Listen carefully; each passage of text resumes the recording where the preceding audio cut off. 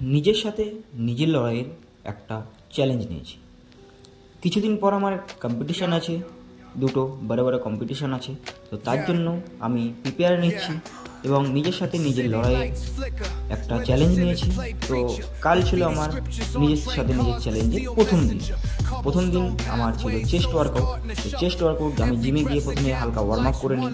Warm up করে নেওয়ার পরে চেস্টের মেন ওয়ার্কআউটে চলে আসি। তো কাল আমি চেস্টের 4টে ওয়ার্কআউট করেছিলাম, 4 রকম সেটের।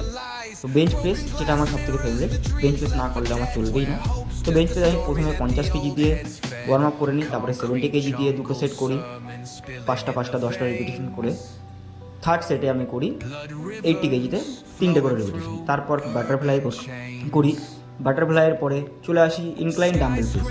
ইনক্লাইন ডাম্বেল প্রেস করার পরে লাস্ট সেটে আমি করেছিলাম প্যারালাল ডিপস।